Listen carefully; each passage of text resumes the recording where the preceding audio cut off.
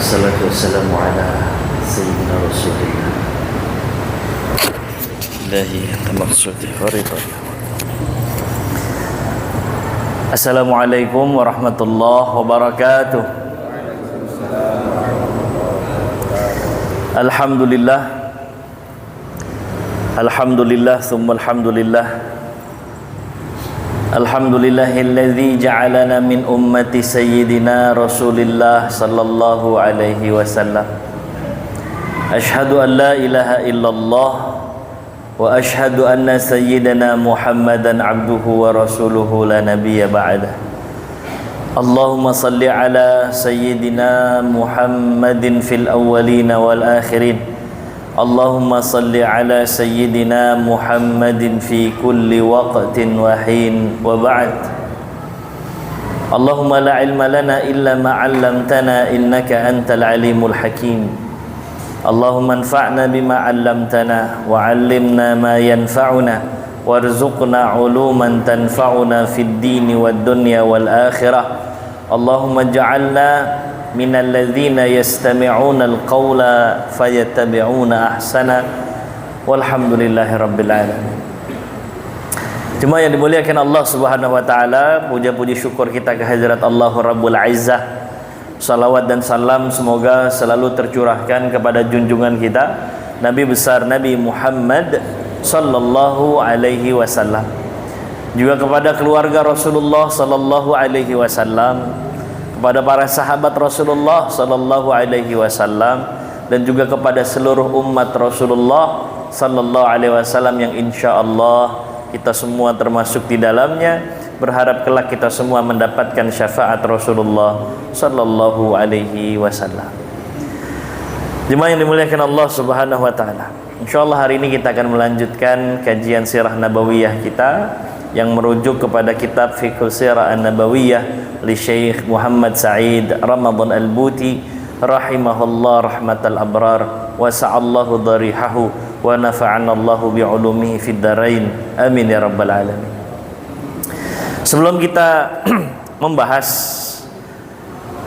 bahasan selanjutnya, sayang rasanya untuk kita meninggalkan beberapa hikmah-hikmah yang amat sangat luar biasa dari bab perang Bani Mustalik. Entah kenapa saya ngerasa banyak sekali pelajaran dan hikmah dalam perang Bani Mustalik itu, yang mudah-mudahan setiap apa yang kita kaji ini memotivasi diri kita untuk bisa menjadi lebih baik insyaallah ya, dari perjalanan hidup Rasulullah sallallahu alaihi wasallam dan hikmah-hikmah yang berada di dalamnya. Mungkin Bapak Ibu juga masih ingat ya, perang Bani Mustalik yang pertama yang saya bisa ambil ini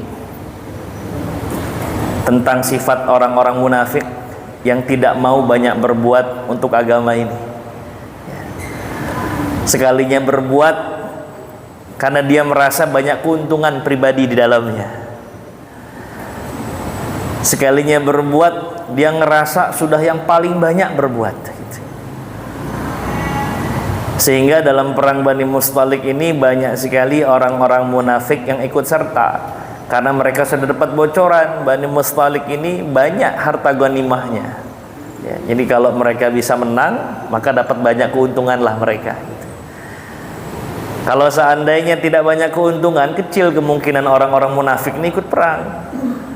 Kalau medannya terlalu berat, kecil kemungkinan orang munafik mau ikut serta. Seperti perang Ghazwatur Riqa yang kita pernah bahas di pertemuan sebelumnya lagi itu ya. Jadi orang-orang munafik ini nggak mau berlelah-lelah untuk agama, nggak mau capek-capek untuk agama. Kalau nggak banyak keuntungan, nggak mau dia lakukan itu. Sehingga saya mencoba untuk bercermin, jangan-jangan sifat itu nempel dalam diri kita gitu. Nggak mau capek-capek kita untuk agama ini, nggak mau all out untuk agama. Tapi sekalinya memberikan keuntungan, barulah kita mau. Kalau sudah melakukan sebuah amal saleh, amal kebaikan, seolah-olah kita yang paling berjasa itu dalam amal saleh itu. Na'udzubillah, summa na'udzubillah min sifatil munafiqin. Itu hikmah pertama yang saya bisa ambil. Hikmah kedua, sebagaimana kita ketahui bahwa Ibunda Juwairiyah radhiyallahu anha yang kemudian nanti dinikahi oleh Rasulullah SAW pasca perang dengan Bani Mustalik, ternyata menjadi wasilah hidayah untuk orang lain. Inilah puncak kebahagiaan seorang mukmin dan mukminah, muslim dan muslimah, ketika bisa menjadi wasilah hidayah, bermanfaat untuk orang-orang selainnya. Maka kalau kita ini beriman, jangan beriman sendiri, ajak keluarga, berusaha untuk jadi wasilah kebaikan untuk orang lain. Saat Ummul Mukminin Juwairiyah radhiyallahu anha masuk ke dalam agama Allah, kurang lebih 100 orang dari Bani Mustalik mengikuti jalannya Ummul Mukminin Juwairiyah radhiyallahu anha. Maka pahala-pahala itu akan mengalir kepada Ibunda Juwairiyah radhiyallahu anha. Sekarang kita ada berapa kira-kira pasif income pahala kita dari kebermanfaatan kita terhadap orang lain, Pak? Dan kebermanfaatan itu bisa banyak. Kalau kita punyanya fisik, jadikanlah wasilah fisik itu sebagai wasilah kita bermanfaat untuk orang lain. Kita punyanya harta, jadikan harta itu sebagai wasilah kita untuk menjadi manfaat bagi orang lain. Kalau kita punyanya ilmu, jadikan ilmu itu sebagai wasilah kebermanfaatan kita untuk orang lain. Khairun nas anfa'uhum linnas. Sebaik-baiknya manusia ada yang bermanfaat untuk orang lain. Nah, jadi ini menjadi bahan renungan kita bersama, termasuk Al-Fakir. Ya, apa yang sudah kita berikan untuk agama ini, sejauh mana kita bermanfaat untuk sesama kita. Ya, nggak harus jadi penceramah Bapak Ibu, nggak. Ya. Hari ini ada fasilitator masjid yang memfasilitasi terselenggaranya pengajian ini. Itu memberikan kebermanfaatan untuk orang lain. Mungkin ada yang mewakafkan HP terus kemudian bisa disiarkan, itu bermanfaat untuk orang lain. Maka lihat apa yang jadi potensi diri kita supaya bisa manfaat untuk orang lain, bahkan bisa menjadi wasilah hidayah untuk orang lain. Hidayah milik Allah, iya, tapi kita dituntut untuk berikhtiar supaya bisa saling menebar kebaikan, menjadi wasilah kebaikan, menjadi wasilah hidayah untuk orang lain.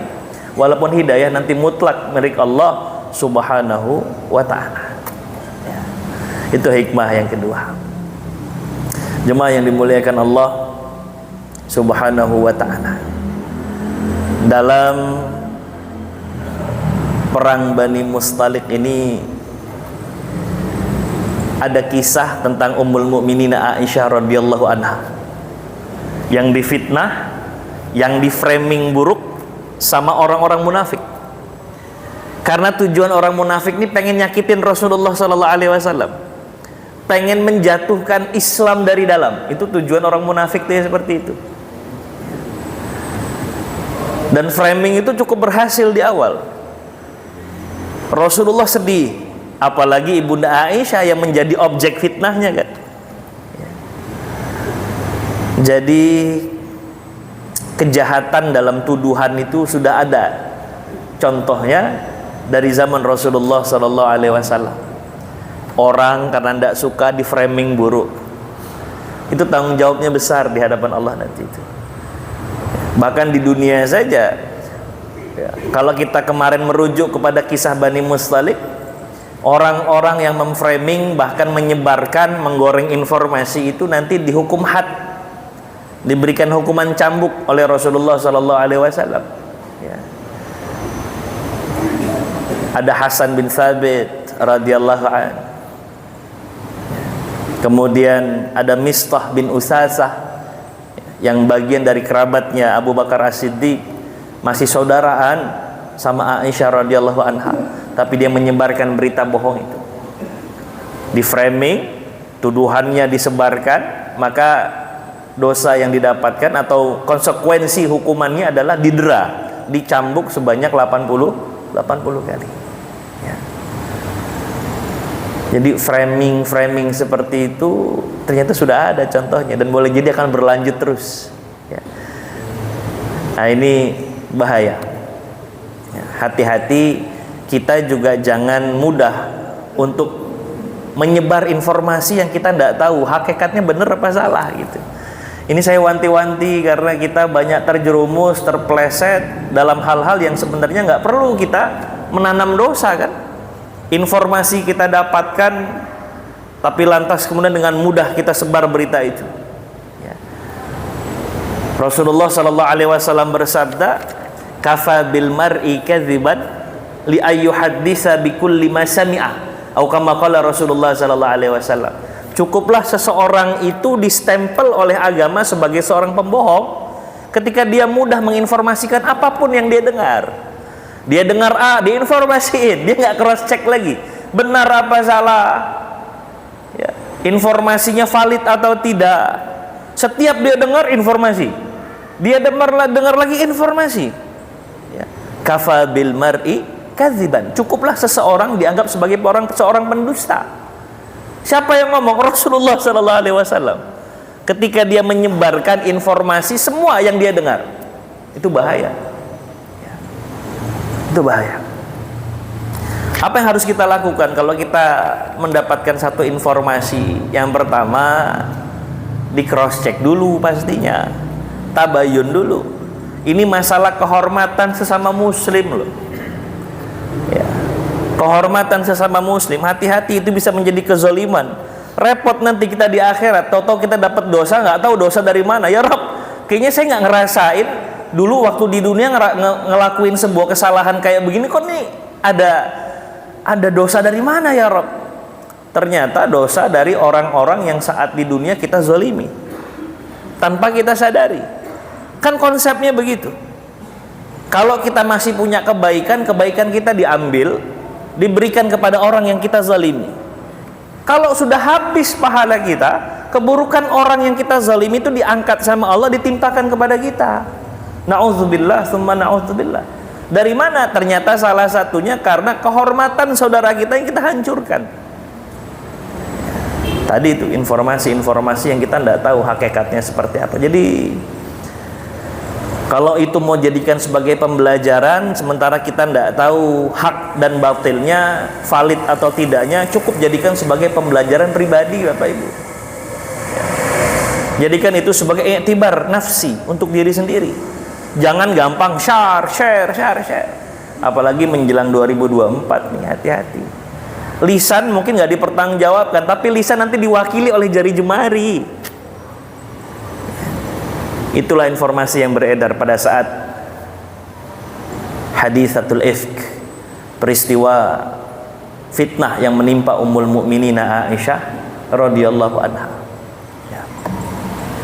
Terus saat Aisyah radhiyallahu anha minta tolong sama ibundanya, sama ayahnya Abu Bakar, bahkan kepada Rasulullah sallallahu alaihi wasallam untuk percaya sama dirinya. Tapi Rasulullah Sallallahu Alaihi Wasallam tidak sembarangan untuk memberikan satu statement, apalagi hukum, termasuk kepada istrinya sendiri. Walaupun Aisyah adalah orang yang paling dicinta sama Rasulullah Sallallahu Alaihi Wasallam, karena untuk urusan hukum la yantiqu anil hawa in huwa illa wahyu yuha. Rasulullah nggak mungkin ngomong kecuali itu adalah wahyu. Makanya kisah ini berlarut-larut, fitnah ini terus berjalan sampai kurang lebih 1 bulan lamanya. Itu. Kan sebenarnya gampang saja, Rasulullah tinggal bilang klarifikasi, nggak mungkin istri saya kayak begitu, jangan lagi kalian fitnah, selesai urusan. Tapi kan Rasulullah harus mendapatkan itu dari wahyu. Ya. Aisyah radhiyallahu anha Ummul Mukminin pun tidak bisa apa-apa. Kadang Allah ingin mengajarkan kepada kita sesuatu bahwa kita nggak bisa berharap banyak kepada makhluk, karena harapan sesungguhnya hanya kepada Allah Subhanahu Wa Taala. Ada kadang-kadang kita di posisi kayak begitu. Lagi perlu-perlunya misalnya, kita minta bantuan tetangga, nggak dapat bantuan. Telepon keluarga, nggak dapat bantuan kita. Telepon orang terdekat kita, nggak bisa membantu. Itu sebenarnya Allah lagi mau mengajarkan kepada kita. Harusnya kamu bersandar kepadaku, kata Allah, daripada bersandar kepada orang lain. Boleh nggak minta tolong sama orang? Boleh, nggak ada larangan. Tapi mintalah pertama kali sebelum kepada yang lain, kepada Allah Subhanahu Wa Taala.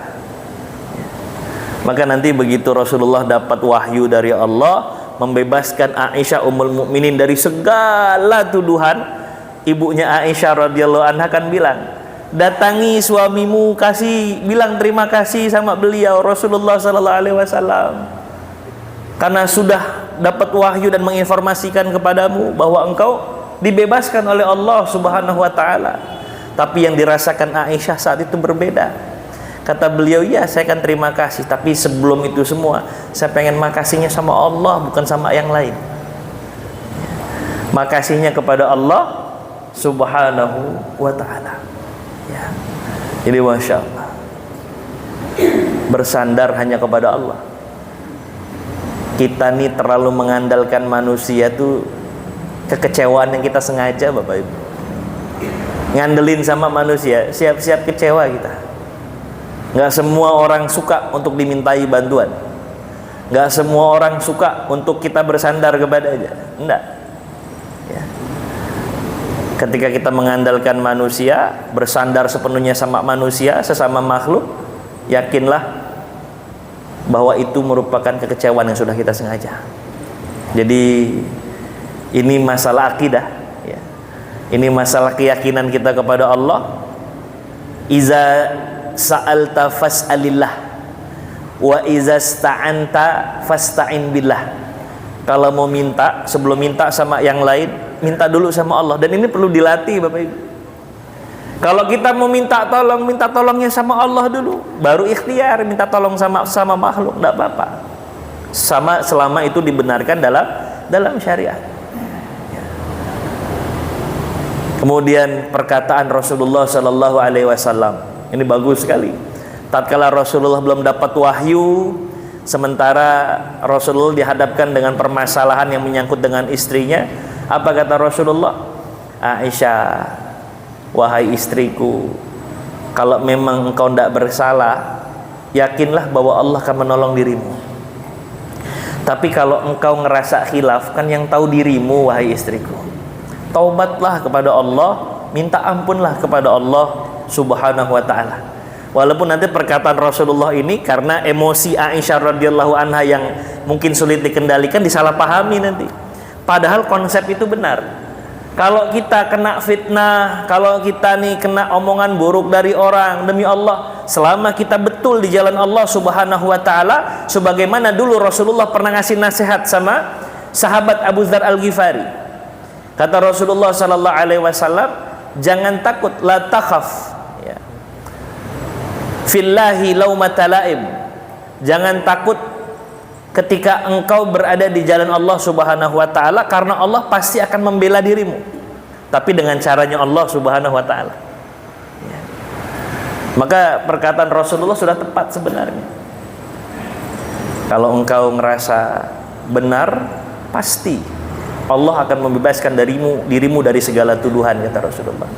Tapi kalau engkau ada khilaf di tengah kelemahan diri kita ini sebagai manusia, minta ampunlah kepada Allah, ya.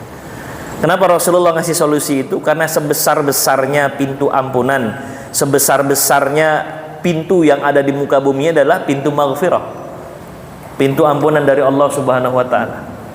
Tidak peduli sebesar apa dosa seseorang, ketika dia mau kembali kepada Allah, memohon ampun kepada Allah, maka Allah akan bukakan pintu ampunan itu.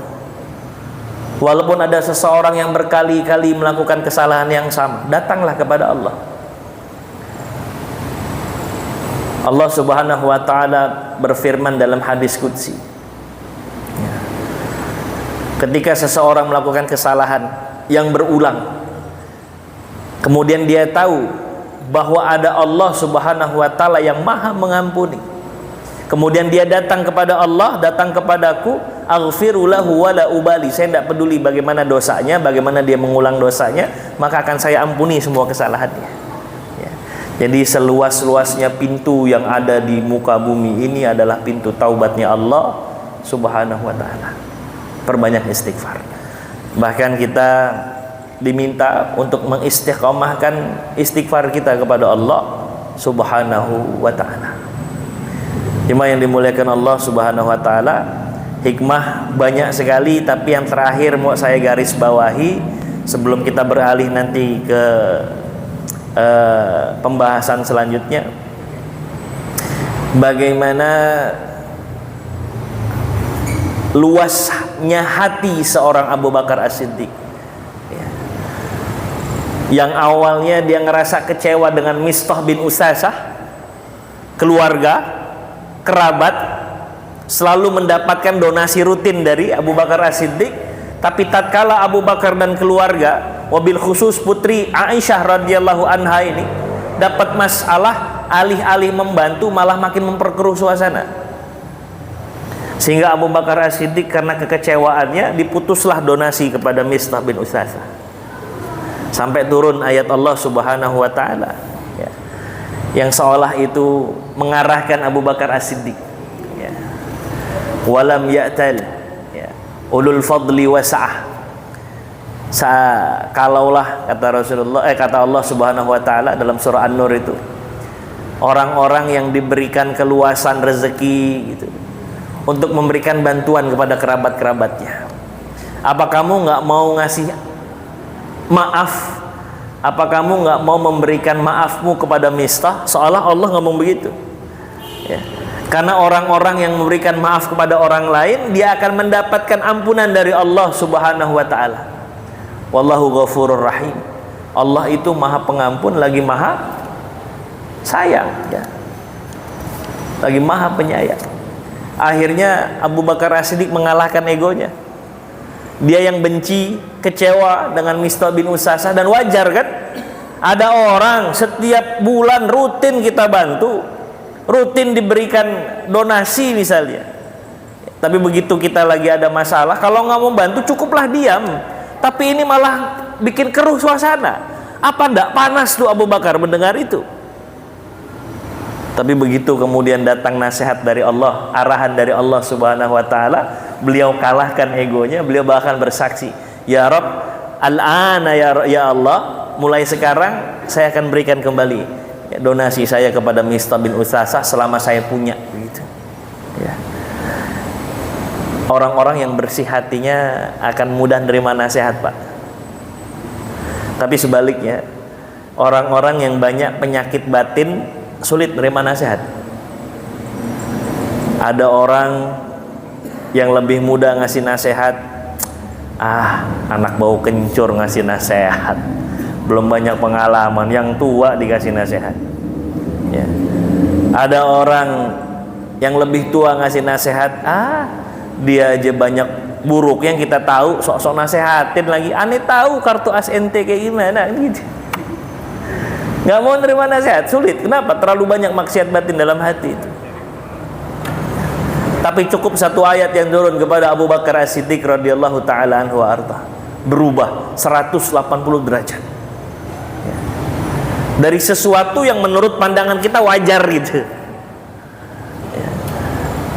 Beliau nggak mencak-mencak, nggak maki-maki. Kan kalau kita ada di posisi Abu Bakar, kita maki-maki mungkin itu. Saudara kita yang memperkeruh suasana kan. Abu Bakar enggak, cuman memutus donasi saja. Tapi ada satu arahan dari Allah, beliau langsung terima itu dengan hati yang terbuka. Kenapa? Hati beliau bersih, Pak. Ya Allah, kadang kita terlalu keruh gitu. Gampang membenci orang karena ada satu dua pendapat yang berbeda. Gampang menstempel dan menstigma, menjustifikasi orang dengan sesuatu yang kita lihat buruk dalam pandangan kita. Ya Allah, itu penyakit-penyakit batin, ya. Kadang kita susah ngelihat orang seneng, tapi seneng kalau ada yang susah gitu. Penyakit batin itu. Maka ini pembelajaran untuk kita semua dari Abu Bakar As-Siddiq radhiyallahu taala anhu wa arda. Ya. Sayang rasanya kalau saya melewatkan hikmah-hikmah itu. Mudah-mudahan jadi masukan, jadi motivasi, dorongan untuk saya pribadi dan kita semua terkait pelajaran-pelajaran di balik kisah kehidupan Rasulullah SAW, wabil khusus pada bagian perang Bani Mustalik itu, ya. Karena 24 jamnya Rasulullah itu contoh, 24 hours hidupnya Rasulullah itu demi Allah contoh. Ada yang bisa ngambil pembelajaran, ada yang kadang-kadang bisa ngambil, ada yang cuek, nggak peduli dengan pembelajaran di dalamnya. Ini repot. Ibarat sinyal tuh, ada yang kencang sinyalnya. Jadi setiap part kehidupan Rasulullah tuh merasuk ke dalam dirinya dia itu. sehingga nanti akan hadir rasa takjub kepada Rasulullah sallallahu alaihi wasallam, rasa mencintai Rasulullah sallallahu alaihi wasallam. Tapi ada yang sinyalnya putus-putus, ada ya. Bahkan ada yang nggak dapat sinyal, itu yang repot ya. Udah nggak dapat sinyal, dia nggak mau nyari sinyalnya, sudah terputus koneksi dengan Allah, terputus koneksi dengan Rasulullah sallallahu alaihi wasallam. Nauzubillah, tsumma nauzubillah ya. Mudah-mudahan kita menjadi orang-orang yang Allah bukakan pintu hikmah dalam diri kita, sehingga bisa ngambil pelajaran-pelajaran ya, baik dari sirah Rasulullah sallallahu alaihi wasallam atau dari setiap kehidupan yang kita jalani, insyaallah. Baik, jemaah yang dimuliakan Allah Subhanahu wa taala ya. Peristiwa Bani Mustalik ini terjadi pada tahun kelima setelah hijrah ya. Pada tahun kelima setelah hijrahnya Rasulullah sallallahu alaihi wasallam. Bulannya bulan Sya'ban ya. Bani Mustalik selesai, Ummul Mukminina Aisyah dengan segala tuduhan fitnah kepada beliau radhiyallahu anha akhirnya juga dibebaskan oleh Allah dari segala tuduhan ya. 2 bulan setelahnya, setelah Bani Mustalik, perang Bani Mustalik ya, setelah Sya'ban bulan apa Pak? Habis Sya'ban bulan ragu-ragu nih jawabnya nih. Habis Sya'ban bulan Ramadan ya. Habis Ramadan Syawal ya. Nah, dikisahkan 2 bulan setelah perang Bani Mustalik ya, Rasulullah sallallahu alaihi wasallam mendapatkan informasi dari informan-informan beliau sallallahu alaihi wasallam ya. Apa informasinya? Ketidaksukaan orang-orang Yahudi yang pernah terusir, yaitu Yahudi Bani Nadir, itu menyebabkan mereka dendam kesumat terhadap kaum muslimin, wabil khusus kepada Rasulullah sallallahu alaihi wasallam. Akhirnya direncanakan sematang mungkin untuk menggalang kekuatan. Kalau Bani Nadir sendiri yang melawan kaum muslimin, kecil kemungkinan. Akhirnya dibuatlah ya, satu terobosan untuk menggalang kekuatan bersama orang-orang Quraisy dan suku-suku lain yang di sekitaran kota Mekah dekat dengan Quraisy, untuk bersama-sama membangun koalisi, untuk sama-sama bangun kekuatan menyerang kaum muslimin. Itu diprakarsai oleh Bani Nadir ya, yang terusir karena pengkhianatan kepada Rasulullah sallallahu alaihi wasallam. Tahu nggak saat itu, Bapak masih ingat nggak waktu kajian kita dalam pengusiran Bani Nadir? Kenapa kok Bani Nadir diusir? Ada yang ingat nggak? Hah? Itu Bani Quraidah sebelumnya. Ini setelahnya, setelah perang Uhud ya, pengusiran Bani Nadir. Jadi gara-garanya Rasulullah sallallahu alaihi wasallam mendatangi Bani Nadir untuk minta bantuan ya. Tapi setibanya di Bani Nadir, orang-orang Bani Nadir yang hasad benci kepada Rasulullah malah merencanakan pembunuhan Rasulullah sallallahu alaihi wasallam. Rasulullah diinformasikan oleh Jibril alaihi salam ya. Sampai kemudian Rasulullah mendatangi kembali Bani Nadir untuk meminta pertanggungjawaban atas apa yang mereka lakukan dari pengkhianatan itu ya. Tapi rupa-rupanya Bani Nadir dihasut sama orang-orang munafik, wabil khusus sama Abdullah bin Ubay bin Salul. Jangan takut Bani Nadir, kami punya 2000 pasukan yang akan membackup kalian. Niscaya Muhammad dan orang-orang yang berada di bawahnya tidak berani sama kalian. Sudah, kalian diusir, tidak usah ambil pusing, tetaplah di tempat kalian. Apa-apaan itu, ngusir begitu, diprovokasi sama orang munafik ya, Abdullah bin Ubay bin Salul. Tapi Rasulullah sudah punya Sahifatul Madinah, sudah punya kesepakatan dan peraturan ya, sehingga menyebabkan seharusnya Bani Nadir menerima keputusan Rasulullah sallallahu alaihi wasallam ya. Nah, singkat cerita, akhirnya ya, saat Rasulullah ingin mengeksekusi kesalahan mereka, Abdullah bin Ubay bin Salul bikin onar lagi ya, dikacaukanlah rencana Rasulullah sallallahu alaihi wasallam hingga akhirnya keputusan dari Rasulullah sallallahu alaihi wasallam mengusir semua orang-orang dari Bani Nadir, orang-orang Yahudi itu. Ya. Tidak terima itu. Dendam kesumat itu. Ini bahayanya dendam. Makin hasad, makin benci, ya, terhadap kesuksesan, keberhasilan orang lain. Sementara setelah pengusiran itu Rasulullah sallallahu alaihi wasallam kaum muslimin berkali-kali diberikan kemenangan. Ghazwatur Riqa diberikan kemenangan. Makin masyhurlah, ya, kaum muslimin dengan ukhuwah Islamiyahnya, dengan keberaniannya menghadap musuh-musuh. Ya. Terus lantas kemudian perang lagi dengan Bani Mustalik, menang lagi. Pemimpin Bani Mustalik, Al-Harith, masuk ke dalam agama Allah Subhanahu wa taala. Putrinya Al-Barrah yang kemudian diganti namanya oleh Rasulullah menjadi Sayyidah Juwairiyah radhiyallahu anha, masuk ke dalam agama Islam. Mengikuti di belakang mereka 100 orang Bani Nadir masuk dalam agama Allah Subhanahu wa taala. Ghanimah dikuasai. La haula wala quwata illa billah. Ya. Membuat hasad orang-orang Bani Nadir ini.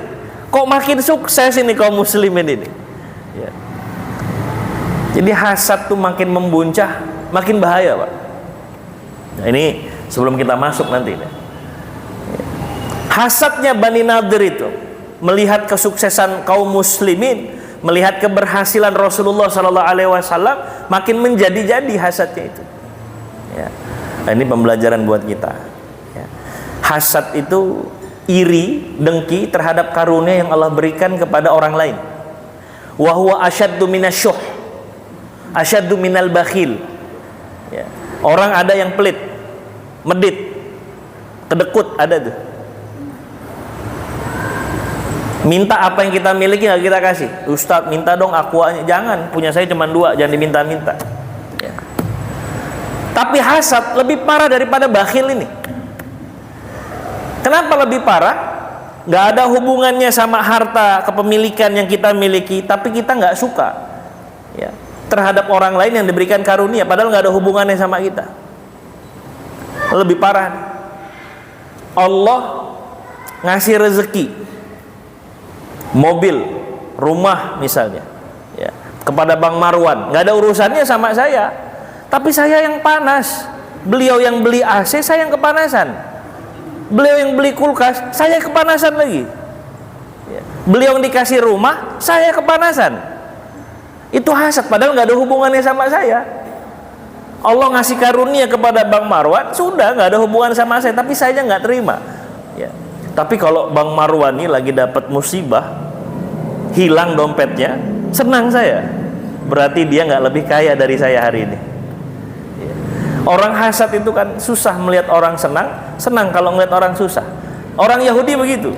Pada saat kaum muslimin kalah dalam perang Uhud, apa yang dilakukan? Oh, mereka bersuka cita, senang mereka itu. Begitu menang dalam perang-perang yang lain, panas mereka. Ya. Apalagi setelah terjadi pengusiran Bani Nadir itu, makanya orang-orang, ya, Bani Nadir diprakarsai oleh beberapa orang dari Bani Nadir. Mereka mengumpulkan, menggalang kekuatan. Diundanglah, mereka mendatangi orang-orang Quraisy. Ya. Orang-orang Quraisy didatangi oleh Bani Nadir. Ya. Terus lantas kemudian mereka mengatakan, saya ingin bekerja sama dengan kalian, wahai orang-orang Quraisy, ya ma'syara Quraisy. Ya. Terus lantas kemudian waqalu, ya, fada'au Quraisyan ila harbi Rasulillah waqalu sanakunu ma'akum hatta nasta'silah. Ya. Kami akan bersama kalian orang-orang Quraisy sampai kita menghancurkan kaum muslimin, kata orang-orang Yahudi. Ya. Kata Quraisy, beneran, beneran. Ya. Kita kumpulkan kekuatan, gak usah khawatir. Gak cuma engkau yang kami undang, kami akan undang yang lain. Maka setelah mendapatkan persetujuan ACC dari orang-orang Quraisy, orang Yahudi mendatangi lagi, ya, suku namanya Ghatafan. Ya. Suku Ghatafan ini punya massa yang banyak. Ya. Orang Yahudi dari Bani Nadir bilang, nggak usah khawatir, kita barter saja, saling memberikan manfaat. Semua hasil panenmu selama 1 tahun kita yang beli dengan harga yang tinggi. Tapi engkau bersama kami dan orang-orang Quraisy memerangi Muhammad dan kaum muslimin. 1 tahun terjamin, nggak akan ada yang sia-sia dari hasil panenmu. Kita yang beli dengan harga yang tinggi. Ternyata Ghatafan setuju. Ya. Ghatafan setuju, konfirmasi lagi sama Quraisy. Ghatafan siap. Ghatafan punya 6.000 pasukan. Quraisy kurang lebih ada 4.000 pasukan. Ya. Akhirnya mereka semua bersepakat untuk menyerang kaum muslimin. Rasulullah dapat informasinya. Ya. Setelah Rasulullah dapat informasi dari informan-informan beliau, kata Rasulullah, kita harus musyawarah, ya, untuk menghadang kekuatan yang besar sekali. Setidak-tidaknya ini ada 10.000 orang. Sementara penduduk Madinah atau setidaknya pasukan kaum muslimin paling banyak 3.000 orang. Jadi kebayang 3.000 versus 10.000. Ya. Maka nanti Rasulullah ngajak musyawarah sahabat-sahabat yang lain. Muncullah ide dari Salman Al-Farisi mengatakan, ya Rasulullah, kami di Persia dulu selain membangun benteng, kami juga punya cara. Dengan apa? Kami bangun parit-parit yang dalam untuk menghalau musuh dalam sebagian keadaan, ya Rasulullah. Ya. Maka ide ini nanti diterima oleh Rasulullah SAW. Baik, kalau gitu kita bangun parit. Ya. Nah, parit ini namanya Khandaq. Maka perang itu nanti disebut dengan perang Khandaq. Bagaimana kelanjutannya, bagaimana kisahnya, insya Allah kita akan bahas di pertemuan berikutnya. Mudah-mudahan Allah kasih kita umur panjang, mudah-mudahan Allah kasih kita girah tetap untuk banyak-banyak menuntut ilmu, dan mudah-mudahan Allah bukakan kita futuhal arifin sehingga bisa mengambil hikmah-hikmah dari setiap episode kehidupan Rasulullah Sallallahu Alaihi Wasallam. Terima kasih banyak. Mohon maaf lahir batin. Allahu waliyut taufiq wallahu khairul musta'an. Subhanakallahumma wa bihamdika asyhadu an la ilaha illa anta astaghfiruka wa atubu ilaik. Wassalamualaikum warahmatullahi wabarakatuh.